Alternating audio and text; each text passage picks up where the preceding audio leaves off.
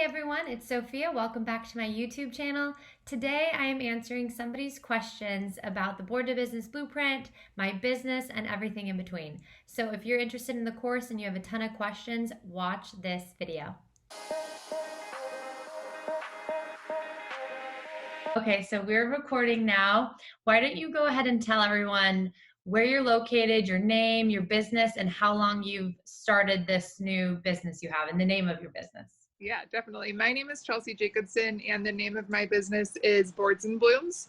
I am based in Costa Mesa, Orange County area, and I think a lot of other grazing table companies and bloggers, started during quarantine when I was on furlough from my full-time job, and have always had a passion for making charcuterie boards and just making food look pretty in general, and kind of started experimenting with floral design a little bit during quarantine as a hobby, and kind of just pulled the trigger on starting the company, and I'm really just looking to kind of grow it now. And I'm so glad that I have a chance to pick your brain, because there's so many questions that you can't really just Google and find answers specific to a charcuterie board company, because it's so niche. So I'm definitely excited to talk all things grazing tables. Yeah, when I started my business, I Googled everything and I couldn't find any of the answers. So I'm like, well, I'll just try, for example, LLC. Like I was like, well, I'll Yeah, just try that. And then after I was in it for a while, I'm like, $800, I haven't even made anything. How can I afford that? Granted, it's different. Every entity is different, but you're in California, so I think we have the same rate. So I yep, pulled that trigger and I was like, okay, but I pulled back and I was like, I don't want to do LLC. Like that's too yeah, much. So there's just a bunch of little hiccups and mistakes that I made along the way. And I wish I had a mentor. And that's kind of why I created the Graze Academy and the Board of Business Blueprint, so that people wouldn't have to spend thousands of dollars and make these mistakes that could mhm, really get your business closed by a health department. Oh, there you are.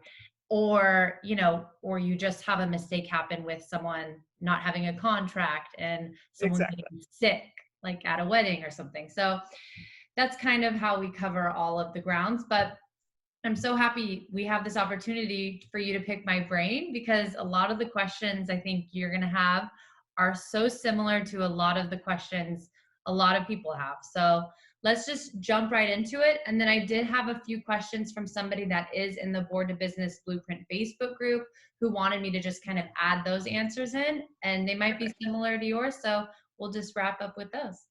Awesome. So my first question, I'm always interested to hear everybody else's story of how they started. So what inspired you to start Olive Nectar?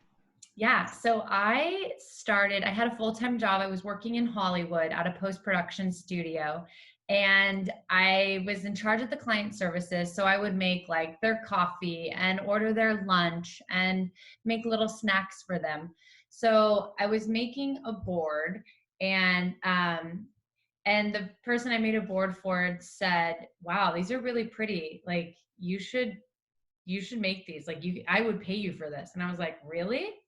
And I was also making these boards at a spiritual community I'm a part of. I was making them in the kitchen just for fun. Like things are really abundant and beautiful there, so I was making it there. And then when someone told me at my job that I could get paid doing this, I was like, And I've seen things like that in Australia and on Pinterest. Mhm. But when he said that, I was like, ding, ding, ding, let me just put that out there. And I put it out there, and I put it out there to a dear friend of mine and sent her some inspiration photos. And she's like, "Can you do a retreat in Huntington Beach?"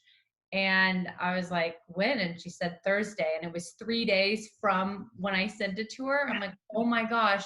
First of all, I work 9 to 5. So Thursday, how can I make that happen? Second of all, where do I start? I knew nothing. Like I literally bought all of the produce and everything to the retreat house, prepped there, which was like 5 to 7 hours and Mhm. not efficient at all. I reviewed prepping in the course, but like I don't recommend doing that.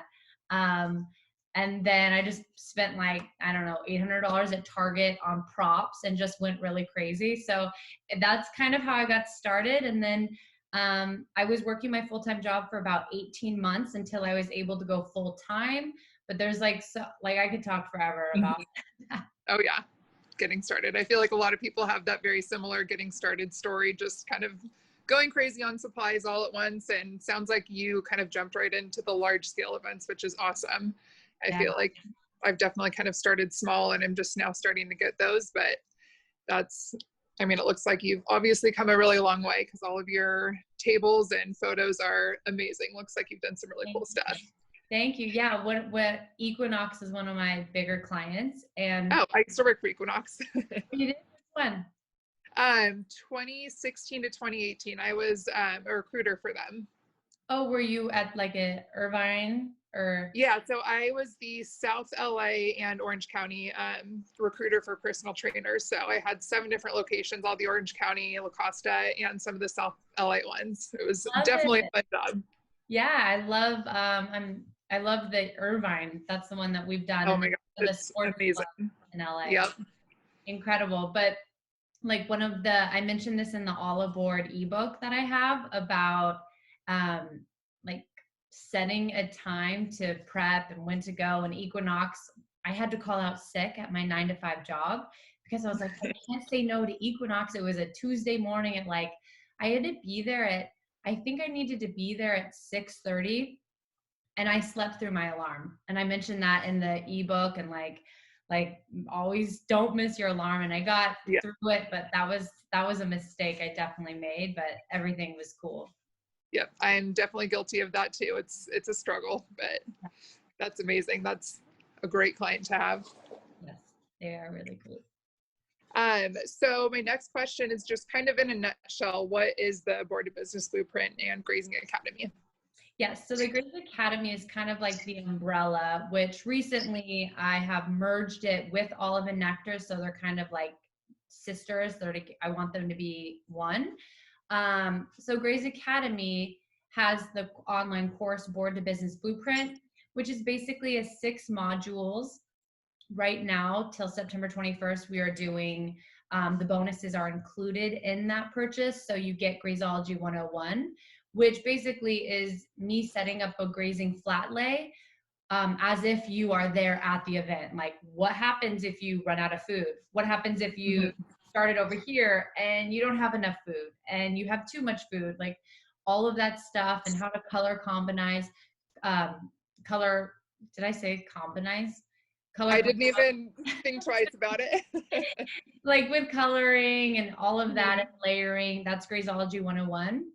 And then Best Asked Questions is like a little freebie we threw in there from people on Instagram and clients asking questions there.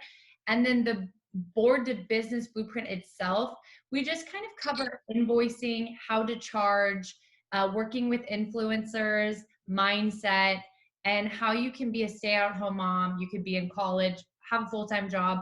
You literally get to be your own boss and pick your schedule and work as much as you want. So I start the course off with, I want people to have that clarity of like, okay, I just want to work every Saturday. So that would probably be weddings and birthdays and bridal showers, versus corporate clients are usually on a weekday. So if you want that full-time type of gig, you'll want to get into corporate clients. You want that availability on the weekdays. So that's kind of how the course starts out. And I have made it where it is universal. So just because you're in California, we have a lot of things in common. We're actually neighbors. But like someone in Canada is taking this course, and we've got someone in London and someone in Australia have all taken this course. It completely is universal. There's nothing that's like so specific to California. And if it is, I just say, Google your type of health permits in Australia, because it's definitely different than what it is here. Right. Yep. Sounds like pretty much all the questions that I have. And then my next question is, do you have a team or is it just you? Because along the way, I am kind of learning when I'm doing larger events that it is a lot for one person to do. So I'm just kind of trying to figure out like what the fair rate of pay is and, you know, how other companies make it work. Yeah, I definitely recommend having a team. At the moment, I don't. When I started out, I also didn't have a team. It was really just pulling close friends to help me, and I would pay them. Prepping, I paid people about $15 an hour. And then when they would come and help me be an assistant stylist or just an assistant, whatever you want to call them, I'd pay them 20 or 25, depending on what the client paid. So that's kind of how I would pay. First, I started out with friends, and then as I got bigger and had more events, I pulled people from Craigslist, Facebook, and an app called WorkPop. And you want to find somebody that you trust. I mean, I don't want to be a hater. I think I am a millennial, but millennials are so flaky. I had so many people flake on me that I hired, and we were booked and I needed their help, and they bailed on me the day of. So my 5 hours of prep turned to 12 hours the day before the wedding. So like, you just really want to make sure you're hiring someone that is hungry. So a little scrappy trick that I did was like, after I got flaked on, I was like, let me hire someone that has a job, that like works part-time, and I know that they have a work ethic. So I went to Whole Foods over here at Bellaterra, and I started talking with the girls. Oh, you froze. Are you there? There you go. I started talking with some of the girls at the juice bar, and I asked them if they'd be interested. And so I hired someone to help me prep from Whole Foods. That is so smart. Yeah, that's a good little tid point. I love that. My next question is, what has been the most challenging part of this business for you? Oh, I think the hardest, most challenging part has been not having this stable team, and getting through relocating from LA to Orange County with the health permits was like almost a breaking point for me, because every health department is different. And if you really want your business to be legit and have all the licensing and the permits, it can really like test your entrepreneur skills, if you will, like if you're really able to go through that hump. And they threatened to close down my business because the licensing is different. Mm-hmm. And I was trying to get a permit to work out of my kitchen locally. And so they needed me to be in a commercial kitchen. So that was a very big scare, but I stayed in there. I did all the moves. I found a kitchen. I went to the OC health department. I figured it out. I got my permit. Everything was good. But after I got through that, I was like, okay, I can do this. And that Yep. was probably the most challenging thing that I have done. This is why I'm so glad I'm talking to you, because I didn't even realize that each county had their own specific health permit, and kind of started to answer one of my later questions, which I'm sure we'll get into, but Yeah. that is definitely good to know.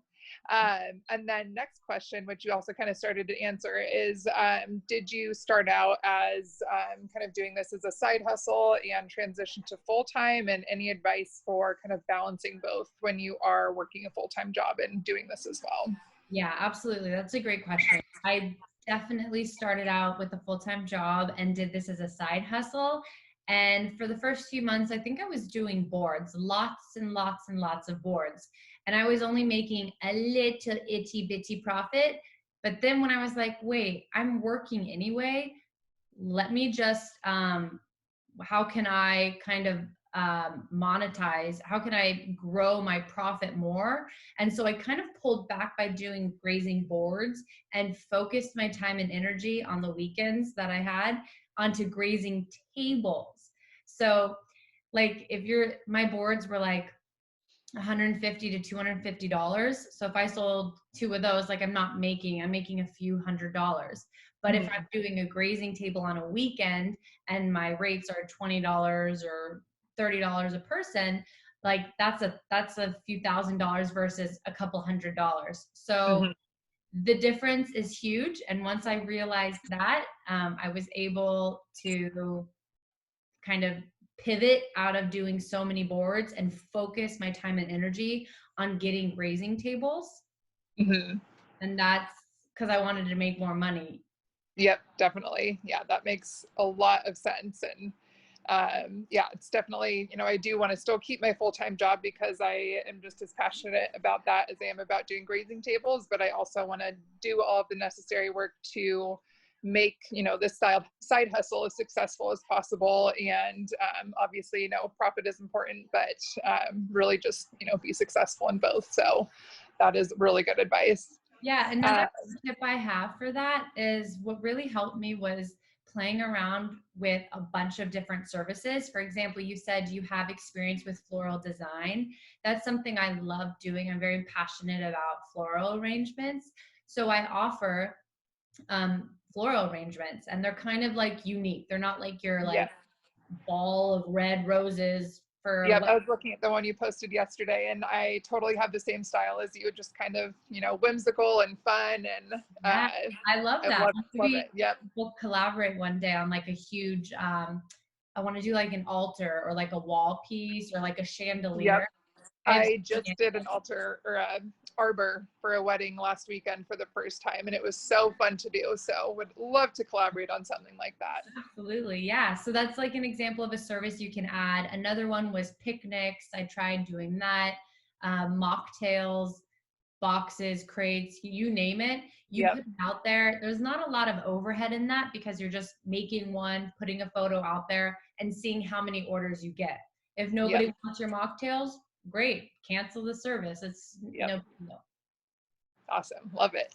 And then next question is, what advice do you have for building brand partnerships, especially kind of starting out when you don't have a huge following? I know it's a little bit tougher to get noticed by brands, but what advice do you have for kind of helping that to happen organically? I would say get ready to offer free stuff to people. So when building your brand, you're going to get a lot of offers from either influencers or styled photographers wanting your board or table on their like wedding styled photography shoot. A lot of people do that. Say yes. I think that would be my answer to this question is say yes to everything in the beginning. Do the grazing table at hard cost. Do the influencer's baby shower. Do whatever you can to get as many eyes on your boards and your tables as possible, because that's how you're going to grow your business and your brand. The other thing I would say is obviously be extremely likable.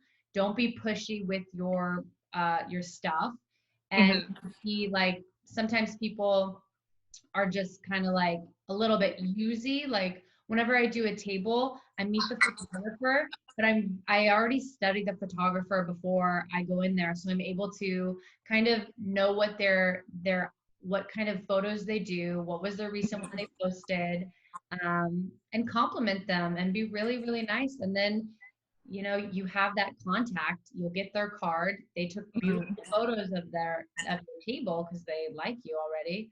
Yeah. So that's what I would say. And then don't be afraid to reach out to influencers either. Awesome. I love that. And then next question is kind of related, but what do you recommend for kind of organically growing in social media aside from, the one thing that I did find on Google, hashtagging, tagging locations, engaging with other accounts. But what else do you recommend for kind of organic growth and engagement? I recommend your face. So many people hide behind their cheese and their boards and their tables, and it's like, guilty. It's this person. You don't get to see that person. So it's like, if you jump on stories and you set a goal to post 2 stories 5 times a week, and your audience starts to get to know you and they start to see your face, that goes a long way, because again, you're likable, they'll see your personality, and then they're going to want to hire you over someone that's just like so corporate and so driven and just posting cheese and that's it. And it's like, who is that person I'm hiring? Like, and then when they see you, they're going to want to hire you. So I think that's a great way to monetize and to grow your audience, is to be consistent with your posting and always post your face and talking. I know a ton of people that I've worked with the Graze Academy. They're like, I feel insecure and I get, I take so many takes and I don't like them. Like I say, just go with your first take. And again, if you laugh and you're like, oh, like sometimes I have takes where I stutter a little bit. I'm like, oh, I just stuttered, haha. And then it's story of my life. yeah, it's like whatever, whatever word I just said, I don't know what that word was, but it happens. It shows that you're human, and Yep. people like that. It's authentic and you're not trying so hard. Yep. I love that. That's really good advice. Cause I mean, I wouldn't say that I'm insecure, but I would just never think to, go on stories and, just talk. But I think that's really good advice. And I relate to that, just seeing other food bloggers and everything that, you actually feel like you know them from seeing their stories and everything. So I love that. Exactly. Yeah. So that's kind of like the trick. And if you're like, well, what do I even talk about? You could just be like, hey guys, I got this new kombucha. Do you guys like kombucha? And then just put like a little poll at the bottom of the story. Yeah. Because again, yeah, you're doing boards, but you're also human, like I said, and you Yep. drink and you eat and all of that. So just kind of keep it on brand of grazing table things. Yep. Definitely. Love that.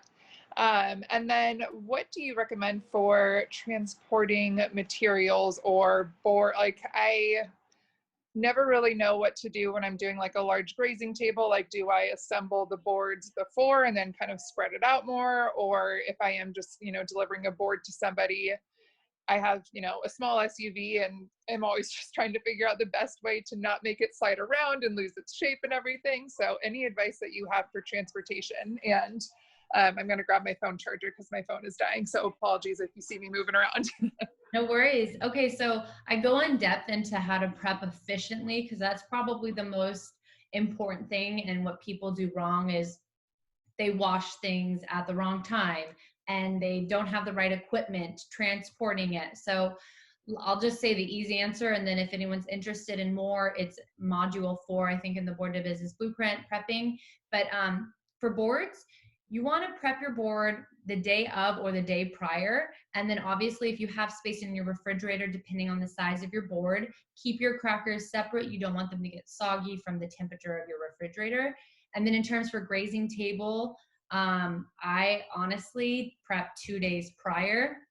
I get my non-perishables, I get my perishables, I ice it, special ice packs, and then I'm good to go, and I roll out. And more details on that are in the course because that's like a juicy topic. But just be sure to prep everything ahead of time, and obviously perishable things last. Definitely. So you don't find that like if you store a board the day before, like the cheese, like the outside starts to get like kind of crusty or like the meat loses its shape? Because that's always what I kind of worry about. I have never I guess seen it depends. it get crusty. It depends on the cheese. I mean, and how you're wrapping it and things like that. For the most part, a lot of cheese besides soft cheese can stay outside. I don't like to do that if it's already started to be refrigerated. But yeah, you'll be fine a day prior as long as you're keeping it in the refrigerator. And then next question, do you have a wholesale or resell license? And if so, what kind of products do you purchase in bulk or at wholesale? Great question. Yes, I do.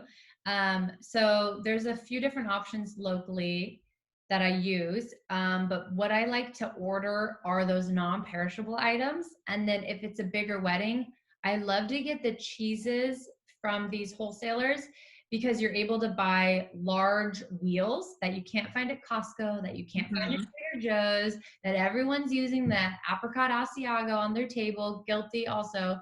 But like, when I have a big wedding, I want to go big. Or if I'm working with a really awesome influencer, I like to go big. I'll use my marketing dollars on that because depending on the influencer, it can really make your business like take off like that. So the products I would buy, I've done freeze-dried strawberries, which are so beautiful and you can't really find anywhere else. Large wheels of cheese, especially brie. Brie is like so beautiful to do a huge brie with honeycomb. Yep, Sometimes that's they my have favorite. honeycomb. And then what else do I buy? Nuts. I would say nuts. All types of nuts. Okay, that's yeah, kind of all the higher price stuff that Yeah. has kind of the more artisan companies, Yeah. definitely. Save a lot of money that way. Yeah, definitely. And then do you have a business license and do you recommend getting one? Because I think that's kind of what you started to answer, and it sounds like there's a lot of legal limitations and everything. So kind of what what is your recommendation for, I guess, if you're a smaller grazing table company and getting a business license? Yeah, that's a great question. Okay, so I can only say my personal experience. I can't give legal advice, but for what worked for me was, I you're in Orange County too, so it's very relative to you. In order for me to have my health permit, I had to have my business license. This was different in LA in 2017 or 18 when I got started. So it really depends on your city and your location. But I also, we're in COVID-19 right now. A lot of the commercial kitchens are closed. I was doing crates that didn't really need a kitchen. It was non-perishable. I know all the guidelines. I do recommend getting your Serve Safe certificate so that you know all the sanitary procedures. But going forward is make sure you want to do this business before making everything legal, because once you make it legal, you got a business, you're legit, you've got Can't tax. really go back. You can't go back. You can go back, but you can't because you've already made that move. So Yeah. it's such a good move because you can just celebrate yourself that, hey, I made a legit business. I paid taxes on this business and I'm making a profit. So cool. But also take your time, make a little bit of profit would be my advice before taking that other leap. But also don't sue me if you hear this, someone. Because I'm not saying do that. I'm just saying that's what, if I was not saying do that. Yeah. Totally get it. That's what works for me. Yeah. And then I know this question is probably very complex and could probably talk about it for hours. This has been my biggest hurdle, I guess, to even try to attack, is figuring out my pricing and the profit margin. So I know it's not like a one size fits all answer, and probably is, very variable, but what are, I guess, just kind of like in a nutshell, the pieces of advice you have for figuring out how to price your boards or tables? I recommend starting out with a per person rate. A lot of people you'll start to see do for 50 people, it's going to be $800, or 1,000 people, it'll be $1,500. And that just gives you a bigger number right off the bat. And it kind of is like $800 for how many people? And people will question it. When you start out with a lower number, a per person rate, more likely to get that client, because it's like, oh, that person's $18 per person and I need 100 people. Cool. They don't even really do the math until you get the number out. But when you do it that way and they see your invoice and it says 100 people, they're like, okay, that's a little out of my budget. Why don't I just bring it down to 75 people? And then that's the number I can work with.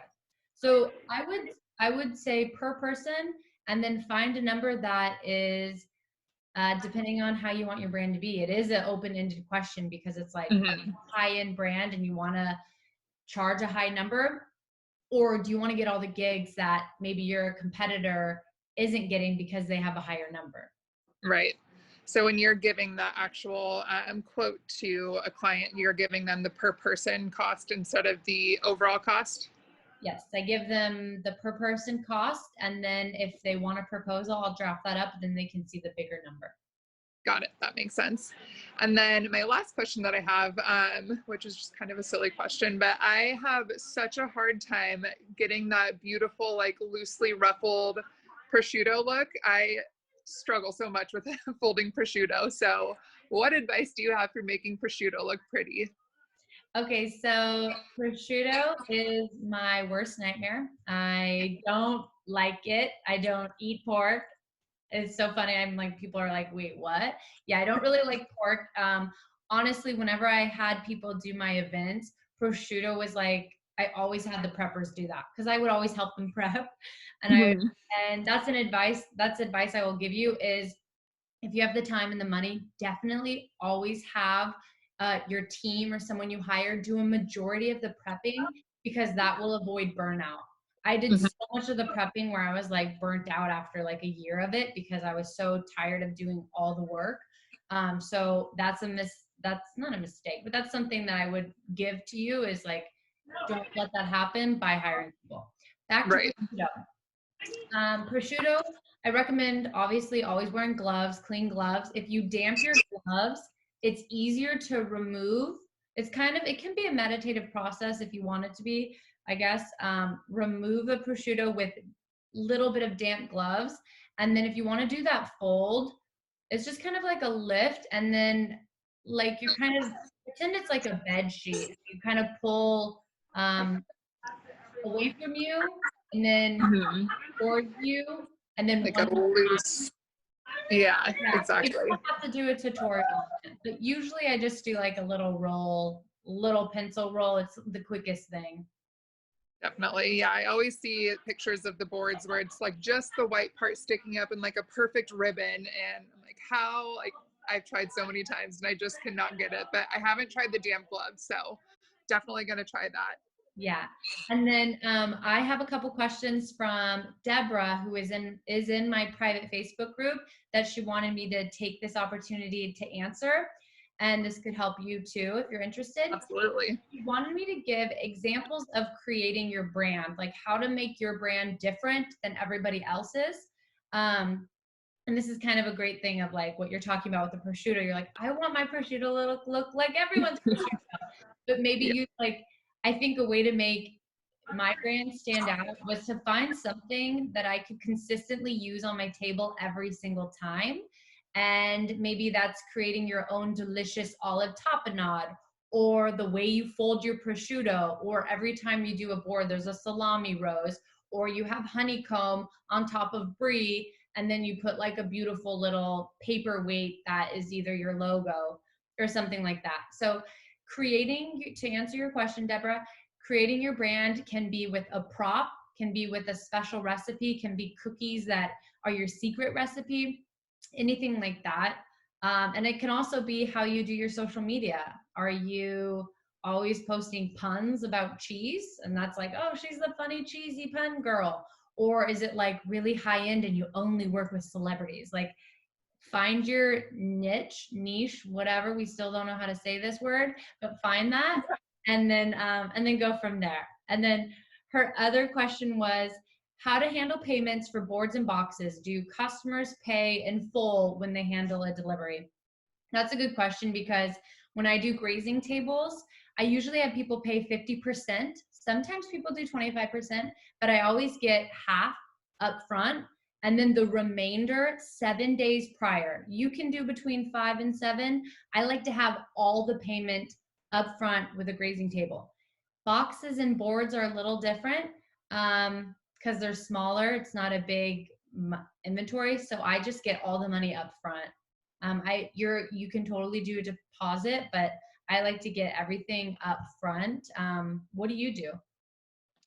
So that part I'm also still kind of figuring out. I have only done one large scale grazing table as Boards and Blooms officially, and I got payment about, I would say, 5 days before the event.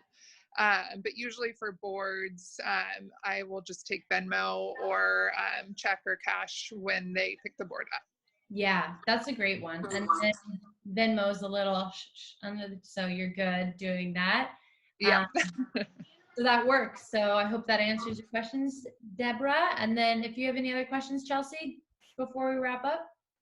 I mean, I could talk about all this stuff for hours, but I mean, that's why, I'm interested in taking the BBB class and, would love to learn everything else that there is to learn. And you have been so helpful. Like I said, like it's so hard to just look up this stuff because it is very niche, whatever it is.